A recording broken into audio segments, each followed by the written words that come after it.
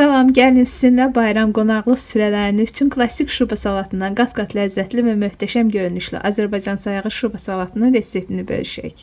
Lazım olan tərəvəzləri və yumurtanı yaxşıca yuyub qabıqlarını soymadan onları bir qazanda buxarda soyutma bişirib daha sonra qabıqlarını təmizləyirik. Ayrıca qazanda toyuğun filesini suyuna biraz duz da əlavə edib soyutma bişiririk. Bunlardan əlavə bizə qoz, mayonez, duz istiot və duzluq yağ lazım olacaq. Əvvəlcə kartofu, kökü, yumurtanı, duzluq yağı və çuxumduru süzgəcin iri gözündən keçirdib ayrı-ayrı qablara yığırıq. Dəyərli izləyicilər, zəhmətimizi qiymətləndirmək məqsədi ilə elə bu dəqiqə bir saniyənizi ayırıb bu videoya ürək qoyun. Yatışı da atın ki, axtaranda rahat tapa biləsiniz. Videonu bəyənən hər bir izləyicimizə təşəkkürlər. Qozu süzgəcin narın gözündən keçirdirik, toyuq filesini isə əvvəl doğrayıb sonra əlimizlə didirik. Yazın görək, bəs siz bu salatı toyuq yoxsa balıq filesi ilə hazırlayırsınız və yaxud da xoşlayırsınız. Salatı rahat götürə bilmək üçün onu yığacağımız nimçənin dibinə biraz mayonez çəkirik. İlk qata kartofu əlavə edib, duzunu, qar istiotunu vurub, üzərini hamarlayıb mayonez qatı ilə örtürük. Məncə tərəvəzlərin yığılma ardıcıllığı indi göstərəcəyimiz kimi ən idealdır. Bəs siz necə düşünürsünüz? Yazın. Daha sonra toyuq filesini əlavə edib, onu da istiotlayıb, üzərini hamarlayıb, mayonez qatı ilə örtürük.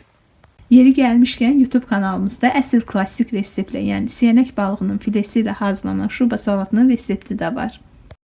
Ardınca duzluq yağı əlavə edirik, hər tərəfə bərabər paylayıb, üzərini hamarlayıb, mayonez qatı ilə örtürük.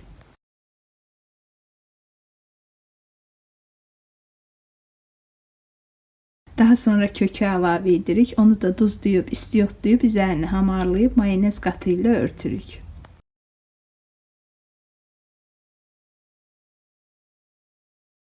Kökün üzərindən qozu əlavə edirik, hər tərəfə bərabər paylayıb, üzərini hamarlayıb, üstünə mayonezdən şəbəkə çəkirik.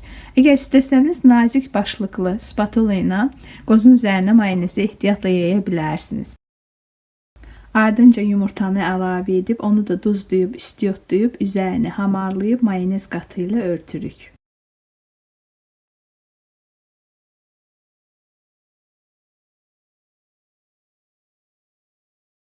Lap üst qata həmişə olduğu kimi çuxumduru əlavə edirik, onu da duzlayıb, istiotlayıb, üzərini hamarlayıb, mayonez qatı ilə örtürük.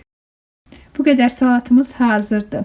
Soyuducuda gözlədirik. Bir gecə və yaxud da 2-3 saat gözlədə bilərsiniz. Ertəsi gün bəzəyini vurub süfrəyə veririk.